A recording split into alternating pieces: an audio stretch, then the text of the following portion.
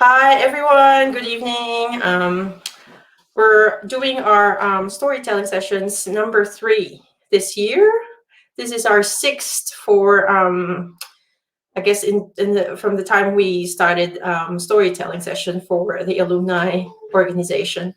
So my name is Janica, and I've been the convener for the UP Alumni since I started forming the organization in pre-pandemic times, 2020. So I think because we're streaming, I think it's important to acknowledge country. So I'd like to acknowledge the traditional custodians on the land in which we meet tonight and pay my respects to elders past, present, and emerging. So we've got 3 speakers for tonight. We have Rochelle, Mark, and Carla. And Carla is coming in soon as well. So, okay, I think she's here. There we go. Hey, Carla, how are you? So what we're going to do is introduce each of the speakers. So we've got 3 tonight. We'll start with Rochelle, and then Mark, and then Carla. And anyone who's going to come in and watch us or who would be willing to participate in StreamYard are welcome to join.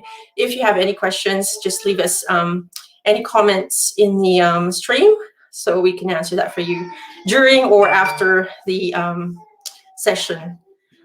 So, and also just on ground rules, we are very informal. This is more like, storytelling experience of you being an Isko at Iska.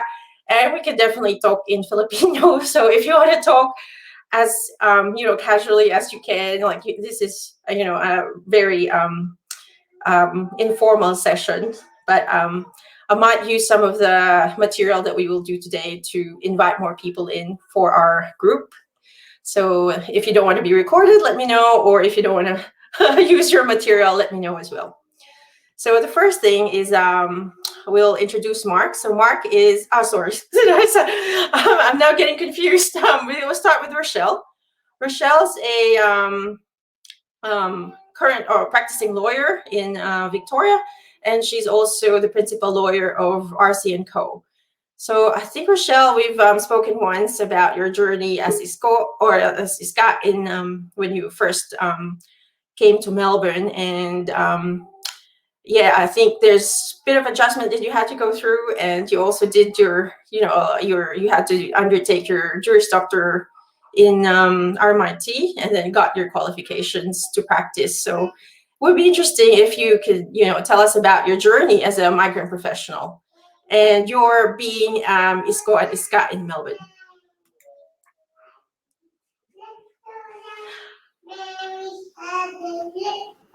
Do I start?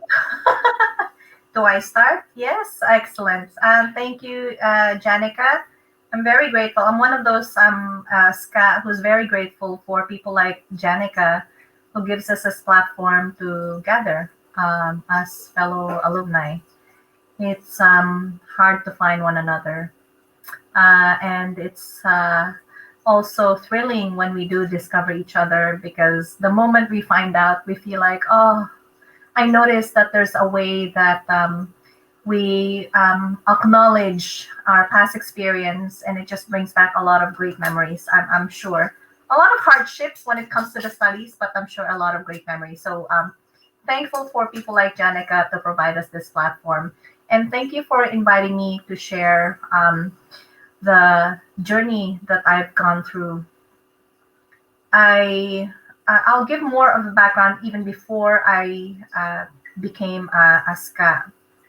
I grew up. I was born in Philippines, but I grew up in Canada, and the family returned to Philippines on my 3rd year of high school, and then I took my last 2 years of high school in Philippines. And then when I was preparing for university, I heard a lot about UP, and that it's the best.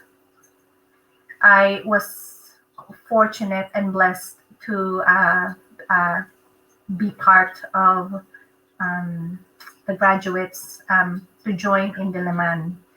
And throughout my journey in the Laman, all I hear is you're the cream of the cream. creme de la creme. You have no excuse.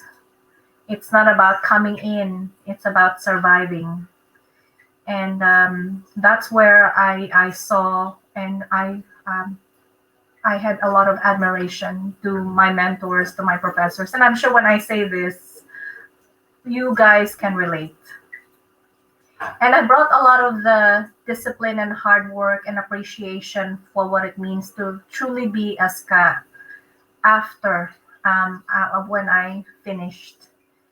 And I had so much admiration to my professors that I decided to become a teacher. And I was quite fortunate because a few months after I graduated, I received invitations actually to teach. And my first journey was I became an instructor in De La Salle College of St. Benilde. And it's quite difficult there because it's contractual. And you are anointed if you are offered, actually with most professor positions in universities, you are anointed if you are offered the full time. And in between that, my dream was actually to become a professor, to teach in UP Diliman. And that dream actually became early. So I had an opportunity to teach in College of Arts and Letters in the Department of Speech, Communication, and Theater Arts. Oh yeah, I was the shit kicker there. But I was surrounded, and I didn't mind because I was surrounded with the very people that I looked up to. And that's definitely something that I will bring with me. And it just kept reminding me how I should keep my feet on the ground, no matter where life takes me. And so I also had the opportunity to teach in other universities. So that's before migrating here. So I taught in St. Paul's, in Makati, St. Scholastica's College. And I really enjoyed teaching. But there came a time, so it was about 2004, 2005, that I started thinking, maybe I can contribute more. I mean, I'm quite satisfied, and I was in my mid-20s. But there was something more. There was something more that I was thinking, and something triggered me. I always had the option of going back to Canada, but there's just too many relatives there. And then I had a cousin who actually successfully migrated to Australia, and where I have an uncle here. And so that triggered me, and I asked my mom, what do you think if I give it a go in Australia? Do you think I could get a visa? At that time, long story short, I was fortunate to actually be granted. Now it's very hard to be granted the permanent visa. So upon application, a year and a half later, I got granted the permanent visa. The day that I received my email from my migration agent who I engaged here in Melbourne, it didn't really hit me until after I started moving out from my apartment in Makati. So I was living in Makati because I was traveling in different universities. Yeah, quite hectic in your mid 20s. And after I left 1 month after I got my visa, because I didn't want to leave yet. I was really enjoying teaching. I was enjoying my life in Philippines. So I said to my mom, what if I just, stay here for 6 months? And she said, what for? You already have your visa and your time is running. So I took her advice, and I arrived here in March 2007. But before I went here, I remember a friend, a very good friend of mine, who advised me, if you're going to go to another country, why don't you think about looking into another profession? Think about it. So I went here and I was thinking, okay, there's always the teaching, and I enjoy that. I love that. That would be what if I don't see anything, that's what I'm going to look into. And then when I was here around 2007, that was a time when the legal industry was booming, and I was looking into newspapers, like literally physical newspapers that I was looking at. And there were a lot of openings for law firms. And I thought, well, I went here for money, so maybe there's money in legal firms. And I submitted applications, but I was fortunate to actually get an interview in a law firm, a city law firm. and I was hired as a clerk. And I think it's the teacher in me, because on the third day, the owner of the firm sat me down. He said, I think you should study law, because my uncle was actually encouraging me to be an immigration agent. And I said, I don't know.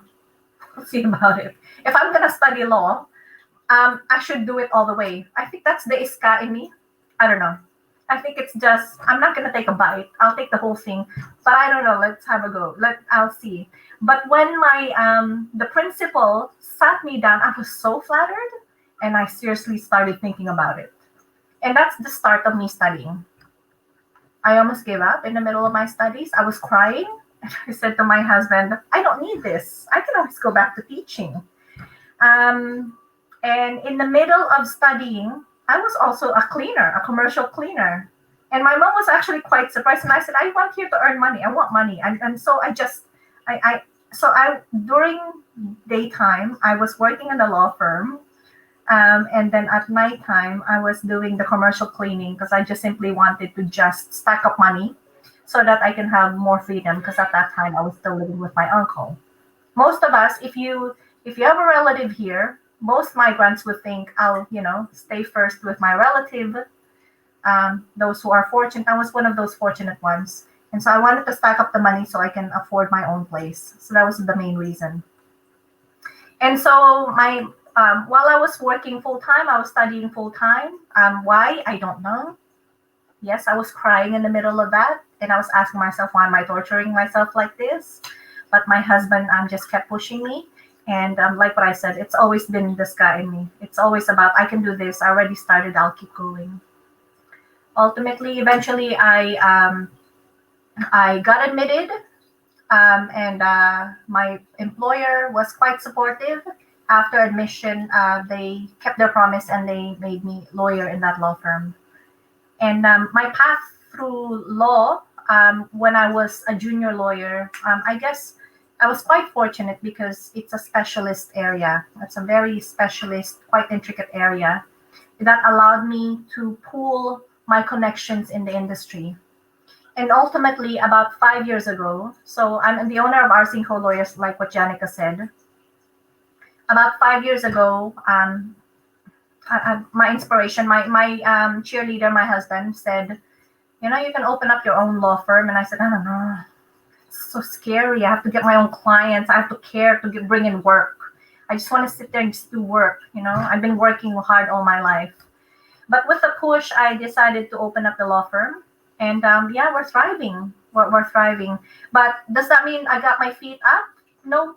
It means that, again, I've always got this guy in me, and I'm never satisfied with mediocre. And to be blunt, I'm not just saying this because of this platform. I'm saying this because I have this platform to say it. I guess all the teachings that I've had from the mentors and the professors that I've had way back in, UP days, it's about achieving, never being satisfied with mediocre. Because you won't be able to sleep at night. So even though, yes, am I established now? Yes. But even for established person, you will always move up. And I'm actually there have been a number of business partners and friends that I've met who are also from UP here in Australia, who just keeps reminding me that, you're not the only one who's working hard. So it's okay.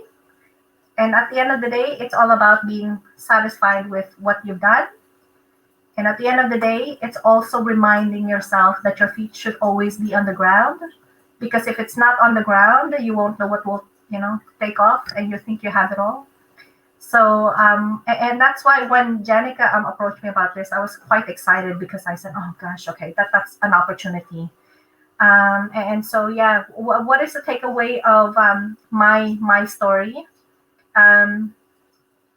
If you are surrounded by the right people, you will get the right influence. And if you maintain being surrounded by the right people, you will get the right influence. And that right influence is about what's important for you And it's about always being grateful for all the blessings, because I'm very grateful for all the blessings that I've had in the past, and of course that's the future to come. So yeah, that's my story. Thanks, That's Janica. really great. No, thank you, Rochelle, for sharing that experience. You've done so well to achieve where you are. Yeah, we're so proud of you. And if you want to get in touch with Rochelle, and if you have any questions, yeah, just open your mic, or type in a question on the comments in this stream, and you can ask, or we can respond to that. I just have one follow up question. How did you deal with the pandemic? How are you? Where Because we're still in where lockdown. mm, I was saying I was one of those people last year. I said, probably 2 weeks, a month max, and then we're gonna go back to the office. That's what I said to the staff when I brought them. I sent them home, and then 1 month later, 2 months later, and then a year later, here we are. We've been fortunate because we're quite busy in the practice, but it doesn't mean that we're not impacted. And so you hear clients, you hear people, and it's just starting to get to them. And now I'm at the point of we're assessing in the firm where we need to do activities that will inject the positivity. And it's a bit hard with the work that we do because we deal with problems. But we're at that point where we have to cultivate positivity, get some activities that are quite positive, and it's not just for the firm, but for people that we talk to. I think it's now the mental health is becoming crucial, even though you're busy, even if people are busy in their homes.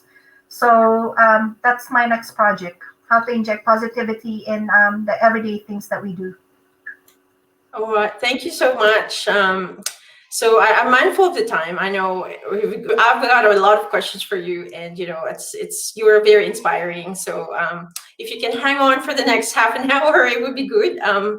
Let's see what other people will say, and then if you've got any questions, we'll answer them for you. So our next speaker is our storyteller is Mark. So Mark met Mark through LinkedIn actually. So when I started messaging people about the organization, I said, "Hey Mark, can you be one of the manager owner of the group?" And he's quite willing and very approachable, and also very active in LinkedIn. So it would be Mark's first time to tell his story. Maybe we've chatted about you a bit last year as well. So yeah, welcome, Mark. Can you tell us about your experience as a migrant professional, and also your lockdown story for the last 18 months? All right, yep. So good evening, everyone. My name is Mark Vergara, student number 9424131. So I did my pre-dentistry in UP Manila, moved to the US for about 2 years to do my associate's degree in environmental technology, but then completed my BS biology at UP Las Bañas. Then did marine research while completing my master's in marine biology at UP Diliman. So I was all over UP campuses. I moved my family to Singapore in 2011 to do research and consulting. A couple of years later, I joined the world's largest engineering and design firm and became its technical director and country director for environment within a year. Then came the environmental scientist skilled migration Australian PR visa approval, and it all went downhill from there. So, I moved my family to Adelaide in December 2014 so we could spend Christmas there. And I was still serving my 3 month notice, so job hunting wasn't a big issue then, since I was spending 2 weeks in Singapore and then a week in Adelaide.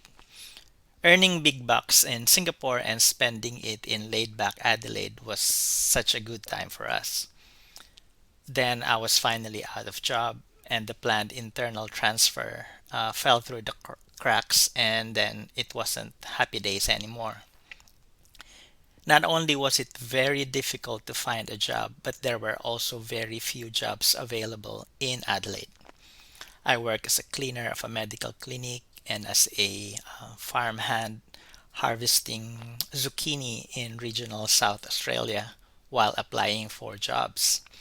I would usually get to the interview stage, even progress to panel interviews, but at the end of the day, I would get the usual call. Your technical presentation was the best among the applications, and the panel loved you in the interview. But then, but we had to go with the candidate who had the experience in the locality or have been with the department for quite a while now, right? But finally, I had a breakthrough and landed a technical officer role with the Department of Environment, Water, and Natural Resources of South Australia.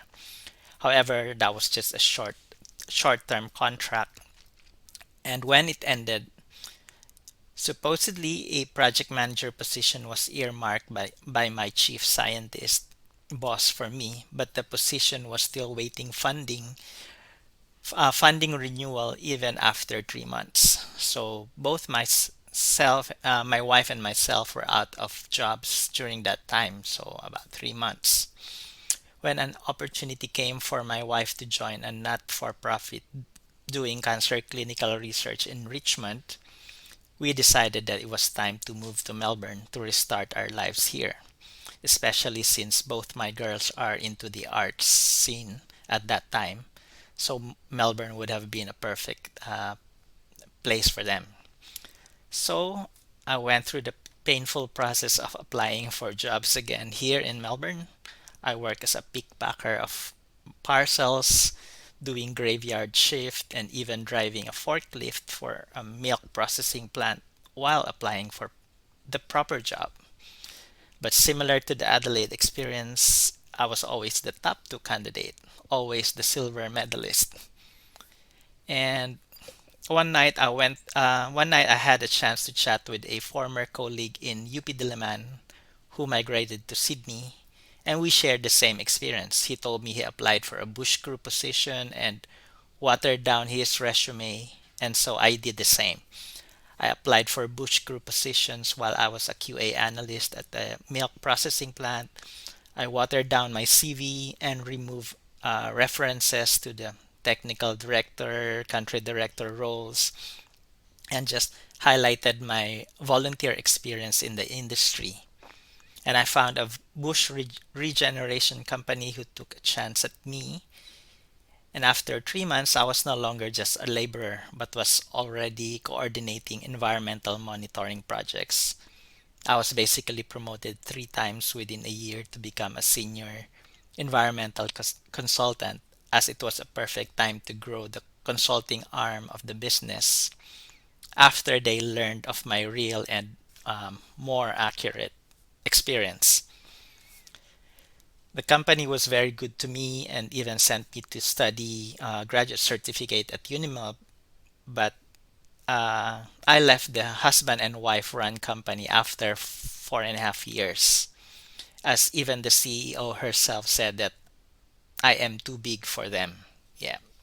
So I have now rejoined the corporate world as principal environmental consultant at Cardno, an Australian registered engineering and design company, but with strong operations in the US and Manila. Going through some of Janika's guide questions. So most Filipino professionals I met here initially were mainly from our Christian church, which is known as Victory Christian Fellowship in the Philippines, where I volunteer and sit as one of its board of directors here. Outside of that, most of the Filipinos I met were mostly working in overqualified or unrelated jobs. Obviously, in my age range, most of those I meet would have been first generation Australians, but younger or second generation Australians would be employed in line with their experience or in the correct industry. Both my daughters have since turned their backs on acting and singing careers, despite one of them already joined X Factor and skipped her The Voice opportunity twice. One is doing pre-law at Unimelb and the other is doing pre-medicine at Monash. So I'm hoping that as second generation Australians they won't have to go through the hardship of finding a job like I went through. Don't get me wrong, obviously, I don't see anything wrong with having underqualified jobs or being in the wrong industry as long as you're happy. So I just want my girls to have good options, but will support them with whatever they eventually choose to do in life. My appointment at Cardno was such a blessing as it happened during COVID, and I was given free hand on what I wanted to pursue within the company, mostly work from home arrangement with a 50% increase in salary. So you see, I wasn't really affected much by the pandemic.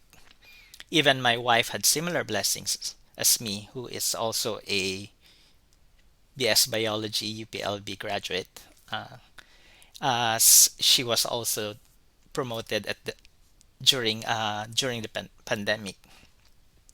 I only go to my office in Swanston Street if my daughter has a class at Unimelt, so we can share a car and the parking fee. And I'm a permitted worker since I work on Victoria's largest infrastructure project, the Northeast Link. So I mostly work from home and do site visits even during lockdowns, so I can't really complain. Obviously, not everyone has the same experience, but I'm just grateful that my family was not heavily impacted by the pandemic. And to close, moving to Australia was a happy moment for us, but finding the right job was a long and arduous journey. Seeing the lifestyle change of my family during those early times motivated me to take on odd jobs and pursue my job applications.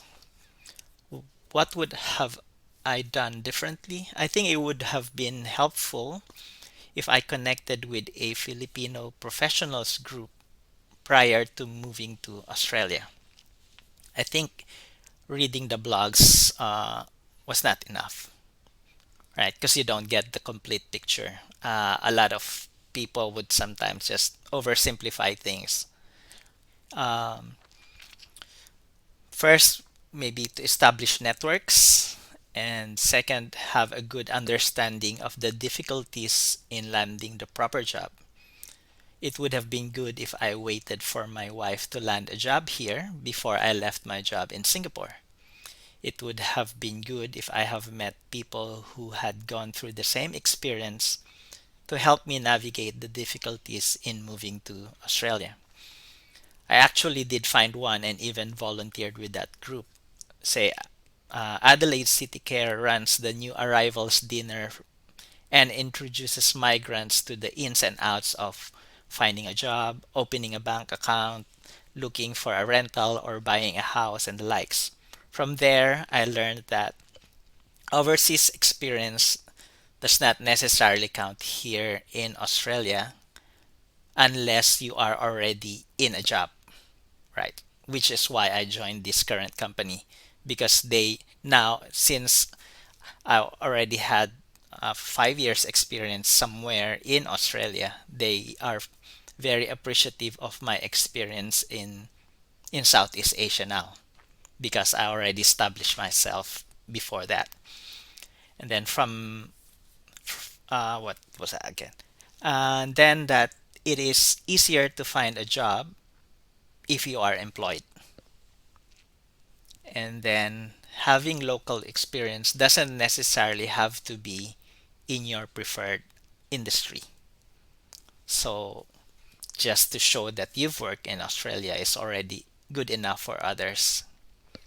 And those are some notes from my journey.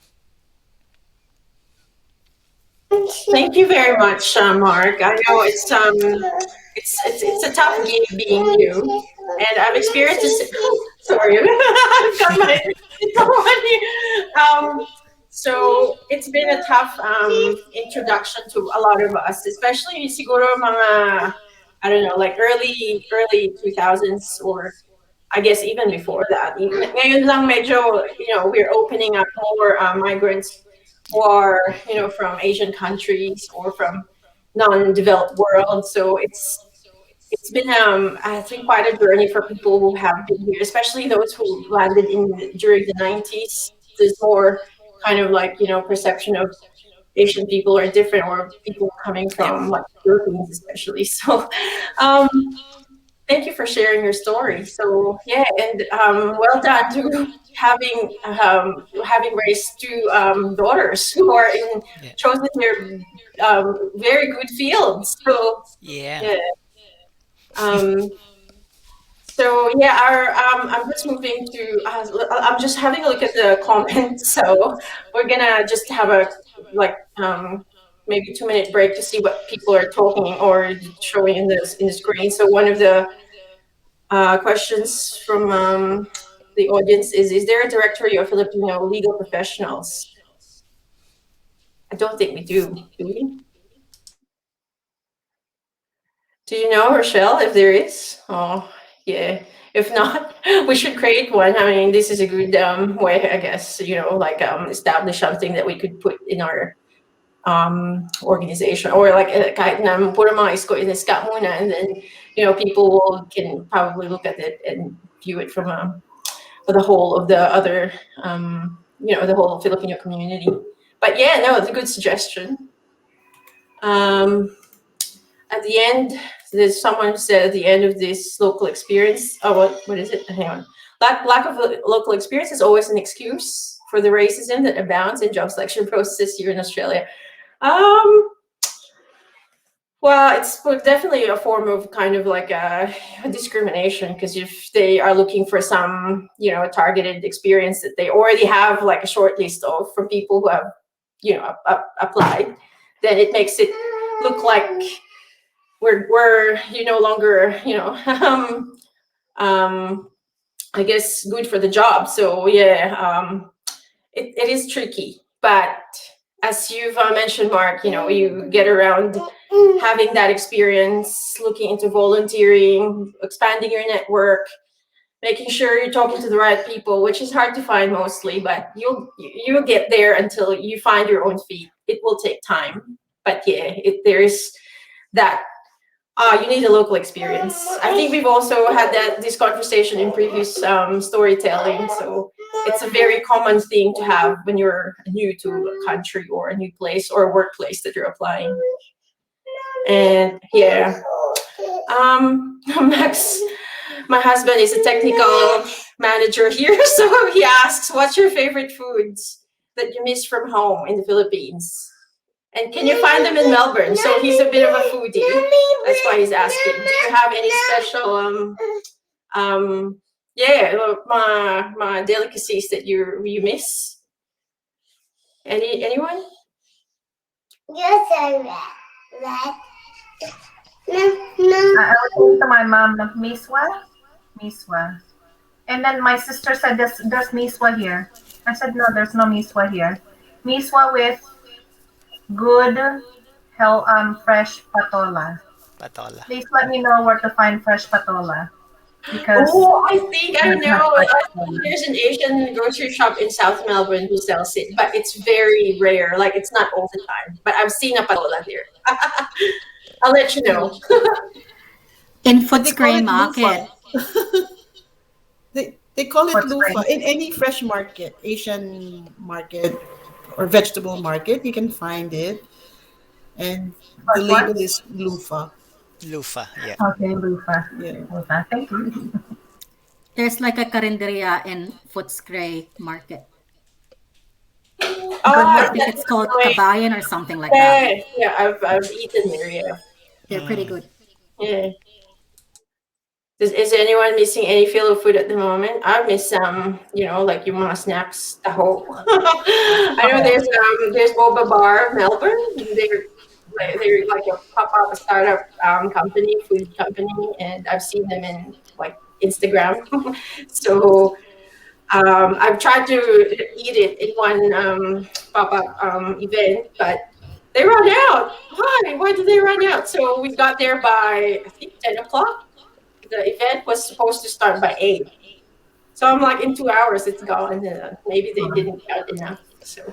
Did you know that in Cardiff in UK, they have Jollibee now? Yeah, I've been. Australia. Yeah, Melbourne. so fingers crossed.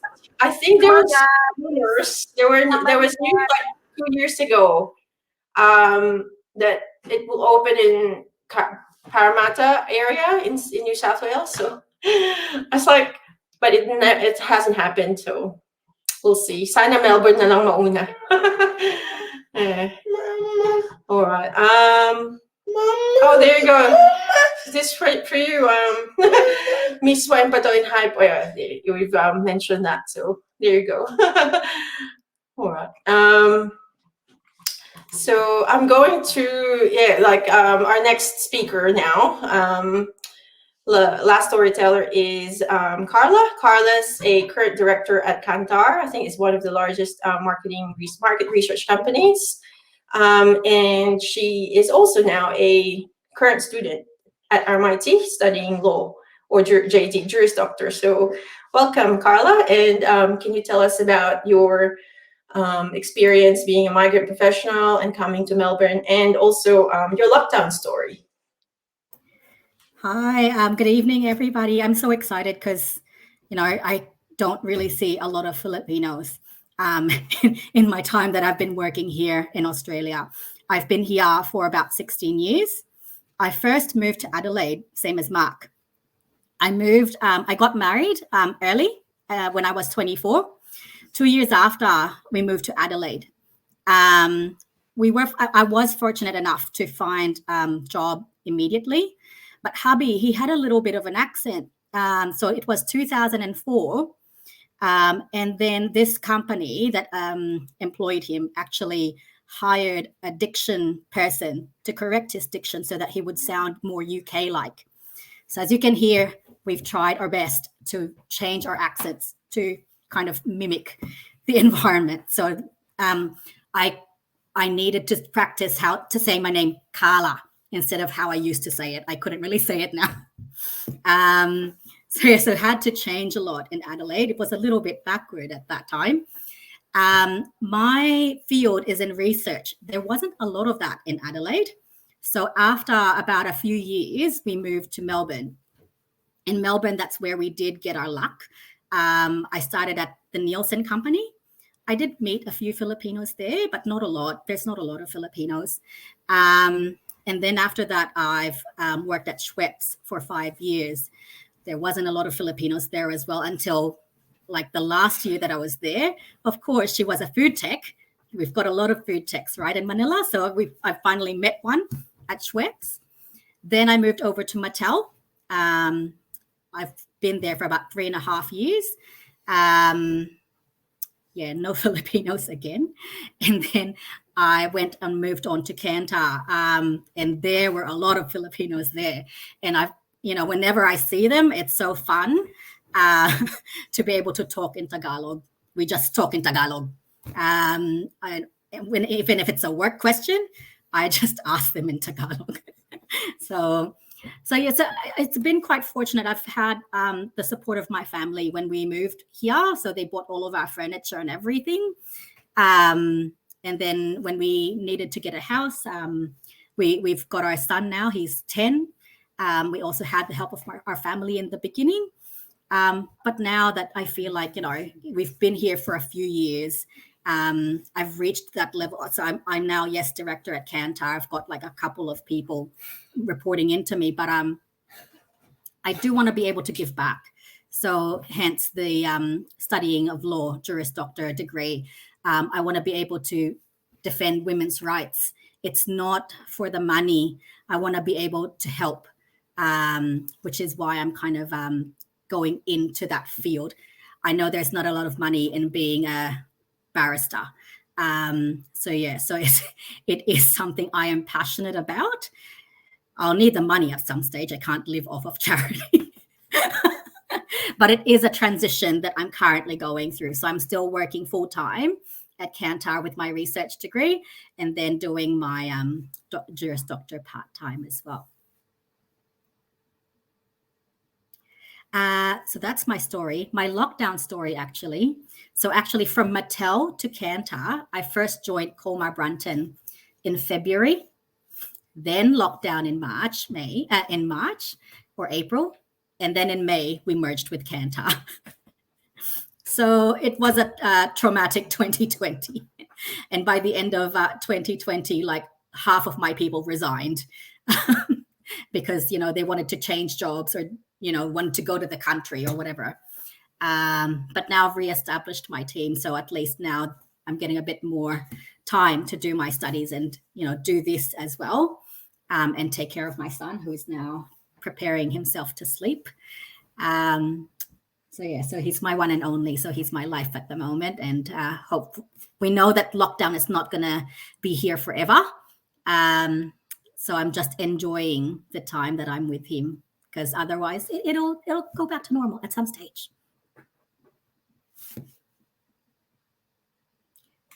Thanks, Carla. Thank you for your story. And yeah, I think I've got two very close friends who work in Kantar, because I was looking at LinkedIn and she's like, oh yeah, it's like Fias and Abby. Yes, So Fias. if you're viewing here, hi Fias, hi Abby here. Abby Lucky? Yeah, Abby Lucky. But she's Abby moved, to Sydney. Yeah, correct. I've got I've got everyone in my background. Richard, you can alumni. Hi. So thank you for this story that you've given us. And yeah, I know there's been a few comments saying well done, this is very useful for our professional networks. I think that's a good comment, and we take any feedback that we can. We try to improve all the the group that we're doing different activities. So whatever works for us, we'll take it on board. Also, I think Gideon's joined us last session, and he's also had a very kind of like a life-turning story that he's imparted to us in the last session. So thanks for joining again, Gideon. I don't know where you are. There you are. Hope you're traveling well. Hello, guys. And SP as well. SP's been a regular with our storytelling sessions. She's been, she's also had a amazing journey, really, coming from Perth. So yeah, thanks for joining us each time. I think if we've got any comments, Carla, we need lawyers in family law cases. Oh, okay. Absolutely, adding family law definitely as well. Yeah. I have a background now. I think someone's really needing me. But good luck in your next endeavor, Carla. I also did Juris Doctor. I work at the government, in Victorian government, but I'm kind of like, taking a year off to look after the newborn. But my passion is around where you are, like, women empowerment and gender equality and all that, like anti-discrimination and racism. So we've got a lot of, talented people around that we should connect with. So, and I think, having a directory of legal professionals and even engineers, we've got a lot of engineers in our group. So if we get together again, we'll definitely do it like online directory that we could refer to in the future. So thanks, everyone. And thank you for sharing your time and journey with us. As I've said, I might use some of the materials here, and we can, circulate it or share it with people whom we know of, or we can, empower them and let them know that, if you're coming to Melbourne or Australia, you can connect with us even before you come here. So, thank you, everyone. Have a good night. Have a good night. Bye. Thank you. Thank you for sharing. Bye. Bye. Bye, baby.